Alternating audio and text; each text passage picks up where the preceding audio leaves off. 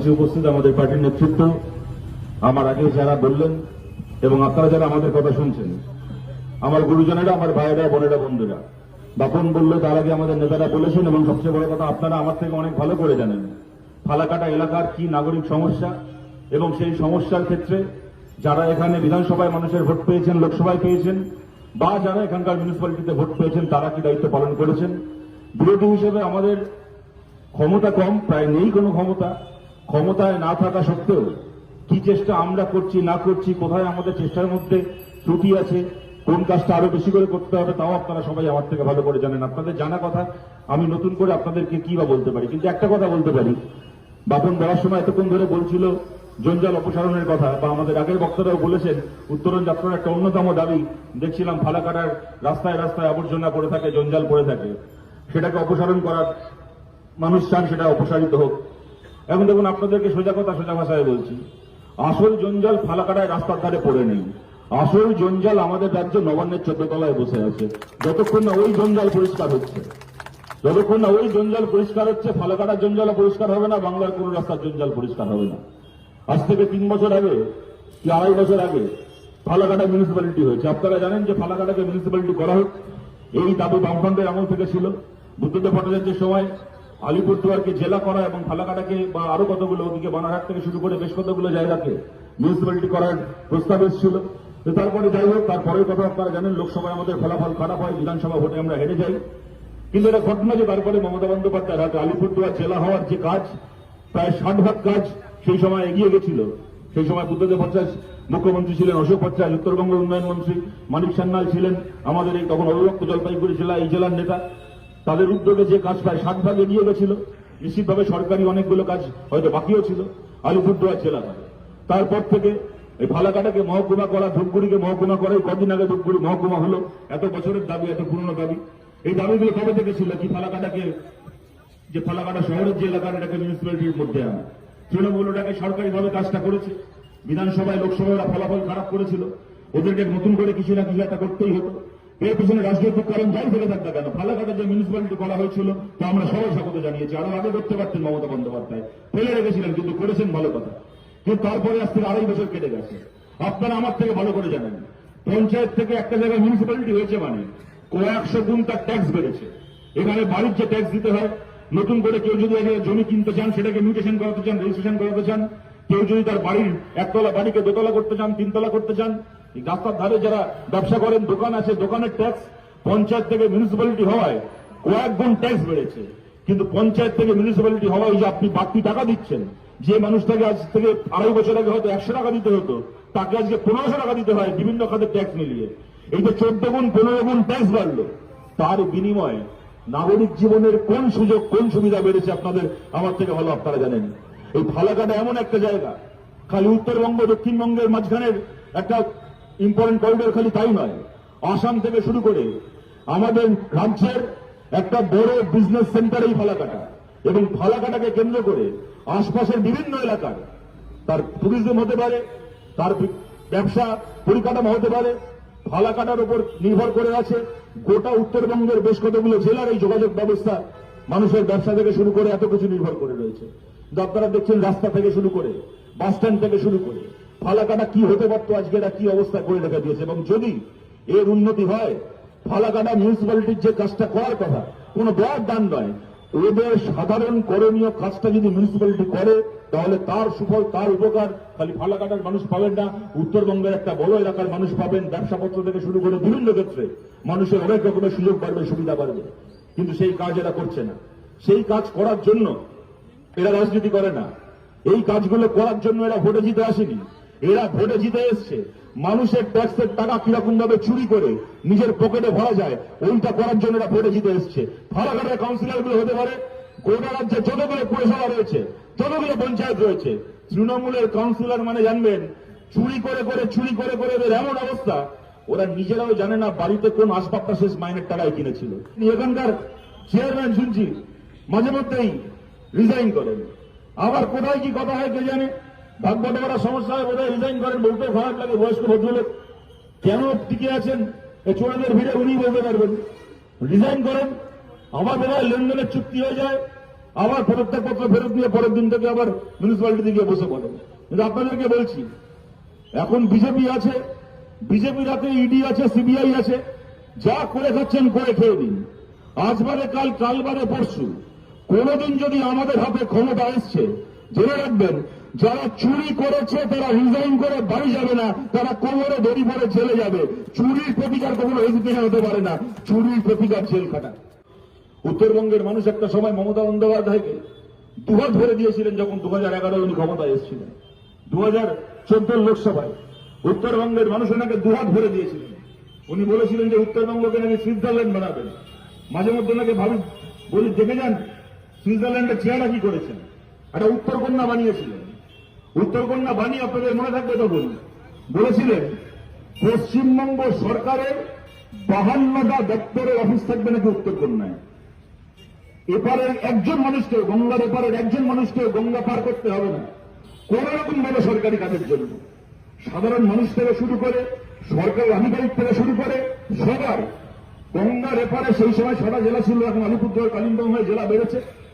গঙ্গার এপারে প্রত্যেকজন মানুষের এবং প্রত্যেকজন এমনকি সরকারি দপ্তরেরও যাবতীয় কাজ হবে উত্তরকন্যা থেকে। আপনারা অনেকে জানেন, আজ থেকে 2 বছর আগে একটা আরটিআই হয়েছিল। সরকারের কাছে আরটিআই করে এখানকারই কিছু মানুষ, এই জলপাইগুড়ি আলিপুরদুয়ারের কিছু মানুষ জানতে চেয়েছিলেন যে কথা ছিল উত্তরকন্যা থেকে 52টা সরকারি দপ্তর চলবে। কটা দপ্তর চলছে এখন? পশ্চিমবঙ্গ সরকার আরটিআই এর উত্তরে লিখিত জবাব দিয়েছে, লিখিত রিপোর্ট দিয়েছে। উত্তরকন্যা থেকে 52টা দপ্তর চলার কথা ছিল, চলছে 3টে দপ্তর। আর সেই 3টে দপ্তর কেমন দপ্তর? ওখানে গিয়ে দেখবেন দপ্তরের কোনো অফিসার নেই, দপ্তরে কোনো মন্ত্রী বসে না।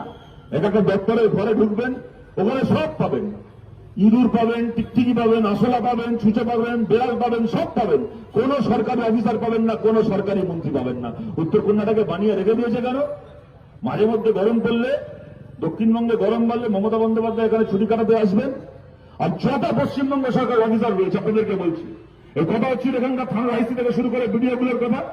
এই আইসি বিডিও থেকে শুরু করে পশ্চিমবঙ্গ সরকারের টাকায় মাইনে পাওয়া, মমতা ব্যানার্জির দালালি করা এই যে সরকারি অফিসারগুলো রয়েছে, যখন এদের গরমের ছুটিতে বউ, ছেলে, মেয়ে, শালা, শালিকে নিয়ে বেড়াতে আসার ইচ্ছে হয়, যখন ঠিক করে দার্জিলিং, কালিম্পংয়ে বেড়াতে আসবো, ডুয়ার্সে বেড়াতে আসবো, মালবাজারে বেড়াতে আসবো, যখন এদের বেড়াতে আসার ইচ্ছে হয়, বউ, বাচ্চা, শালা, শালি নিয়ে এখানে আসে, এসে সরকারের টাকায় বিনা পয়সায় উত্তরকন্যার গেস্ট হাউসে থাকে, থেকে ডুয়ার্স বেরিয়ে, দার্জিলিং বেরিয়ে আবার এখান থেকে উত্তরবঙ্গ এক্সপ্রেস, পদাতিক এক্সপ্রেস ধরে কলকাতা ফিরে চলে যায়। এদেরকে, এদের পরিবারকে ভরণ পোষণ করার জন্য সরকারের ট্যাক্সের টাকায় উত্তরকন্যাকে দাঁড় করিয়ে রাখা হয়েছে। কোন সরকারি দপ্তর চলে না ওখান থেকে। মমতা বন্দ্যোপাধ্যায় সেই সময় বলেছিলেন পশ্চিমবাংলার চিফ সেক্রেটারি পদমর্যাদার একজন অফিসার থাকবে, যার পশ্চিমবাংলার চিফ সেক্রেটারির সমান র্যাঙ্ক হবে। উত্তরবঙ্গের জন্য আলাদা চিফ সেক্রেটারি, উত্তরকন্যায় তার দপ্তর হবে। এখন এমন অবস্থা হয়েছে, পশ্চিমবাংলার চিফ সেক্রেটারি ছেড়ে দিন, এমনকি উত্তরবঙ্গ উন্নয়ন মন্ত্রী, তাকে উত্তরকন্যায় গেলে খুঁজে পাওয়া যায় না। তাকেও খুঁজে পাবেন মমতা বন্দ্যোপাধ্যায়ের পাশের পাড়ায় বাবুগঞ্জ সার্কুলার রোডে ফ্ল্যাট কিনে থাকে উত্তরবঙ্গ উন্নয়ন মন্ত্রী। এই হচ্ছে পশ্চিমবাংলার অবস্থা হয়েছে, এই হচ্ছে উত্তরবাংলার অবস্থা।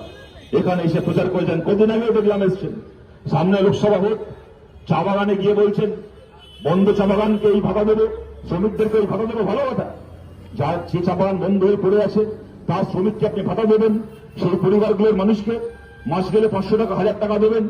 এখানে কেউ কোনো আপত্তি করছে না, কিন্তু আপনারা বলুন তো কোন পরিবার এরকম রয়েছে যে পরিবার মাসে 500 টাকা, 1000 টাকায় সংসার চালাতে পারে? আজকে একটা চা বাগান বন্ধ হয়ে পড়ে আছে। দেখুন, আমি কথা এখানে দাঁড়িয়ে বলতে পারি না যে বামফ্রন্টের আমলে কখনো কোনো চা বাগান বন্ধ হতো না। বামফ্রন্টের আমলেও চা বাগান বন্ধ হয়েছে, বামফ্রন্টের আমলেও চা বাগানে মানুষের আর্থিক অনটন হয়েছে, কষ্ট হয়েছে, সমস্যা হয়েছে। কিন্তু আপনাদের এও মনে আছে, চা বাগানকে খোলানোর জন্য অশোক ভট্টাচার্য সেই সময় আমাদের রাজ্যের উত্তরবঙ্গের মন্ত্রী ছিলেন। অশোক দার উদ্যোগ নিয়ে এমনকি কেন্দ্রীয় লেবার মিনিস্টার জয়রাম রমেশকে নিয়মিত নিয়ে আসতেন এখানে। কেন্দ্র তখন আমাদের বিরোধী সরকার, কংগ্রেসের সরকার, পশ্চিমবাংলায় বামফ্রন্ট সরকার, রাজনৈতিকভাবে ওরা আমাদের বিরোধী। একটা সময় ছিল যখন কংগ্রেসের সঙ্গে ওরা আমাদের মূল প্রতিপক্ষ পশ্চিমবাংলায়। তারপরে ওখানকার মন্ত্রীকে, দিল্লি থেকে মন্ত্রীকে নিয়মিত আনা হতো এখানকার চা বাগানে, তাকে আমন্ত্রণ করে। দিল্লির মন্ত্রীকে দেখে অশোক ভট্টাচার্যের উদ্যোগে ওখানে ত্রিপাক্ষিক বৈঠক হতো। সরকার পক্ষের লোক থাকতো, চা বাগানের মালিক পক্ষের লোক থাকতো, লেবার ইউনিয়নের লোক থাকতেন, ত্রিপাক্ষিক বৈঠক করে একটার পর একটা বন্ধ চা বাগানকে পশ্চিমবঙ্গ সরকারের উদ্যোগে খোলানো হয়েছে। আজকে বন্ধ চা বাগান কিভাবে খুলবে তাই নিয়ে সরকারের কোনো বক্তব্য নেই, তাই নিয়ে মমতা বন্দ্যোপাধ্যায়ের কোনো উদ্যোগ নেই। চা বাগান বন্ধ, চা বাগান অনন্তকাল বন্ধ হয়ে পড়ে থাকবে। চা বাগানের একজন শ্রমিকের হাতে 500 টাকা দিয়ে বলবে 500 টাকা দিয়ে তোমার ব্যবস্থা করে দিলাম, বাকিটা তোমারটা তুমি বুঝে নাও। তারপরে আজ বাদে কাল সেই বন্ধ চা বাগানের জমি দখল করে তৃণমূল কংগ্রেসের পেটোয়া নেতাগুলো অন্যদের নামে, ওদের চামচাদের নামে বন্ধ চা বাগানের জমিতে ইকো ট্যুরিজম রিসর্ট বানাবে। এই হচ্ছে তৃণমূল কংগ্রেস। লুটে খাচ্ছে উত্তর বাংলাকে, লুটে খাচ্ছে এখানকার জল জমি মাটিকে, কোটি কোটি টাকা সম্পত্তি বানাচ্ছে আর মানুষের অবস্থা করে রেখেছে। দেখুন এখানে কুঞ্জনগরে আপনারা আমার থেকে ভালো জানেন, এখানে আক্ষেপ করছিলেন আমাদের কংগ্রেসরা গতকাল 25 ডিসেম্বর গেছে, ওখানে ইকো ট্যুরিজম পার্ক তৈরি করা হয়েছিল যোগেশ বর্মনের উদ্যোগে। ওনা আমাদের কংগ্রেসরাই বলছিলেন 25 ডিসেম্বর মানে 1 জানুয়ারি মানে দিনে 8 থেকে 10,000 লোক আসতেন একদিনে ওখানে ঘুরতে বেড়াতে।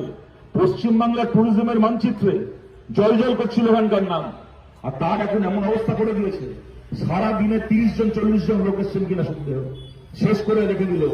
ফালাকাটার একটা এত বড় খালি একটা গৌরব, আমি বলবো না গৌরব তো বটেই, তার পাশাপাশি এখানকার একটা এত বড় একটা অর্থনীতিকে সমৃদ্ধ করত, অর্থনীতিকে সাহায্য করত, এত বড় একটা উদ্যোগকে শেষ করে রেখে দিল। এখানকার ওইটাকে কেন্দ্র করে ইকো ট্যুরিজম পার্ককে কেন্দ্র করে এখানকার কত মানুষের ব্যবসা, যাতায়াত যানবাহন থেকে শুরু করে ছোট ছোট হোমস্টে, হোটেল, রিসোর্ট, কত কিছু করতে পারতেন। আজকে পশ্চিমবাংলায় কলকারখানা হচ্ছে না, সরকারি চাকরির ব্যবসা হচ্ছে।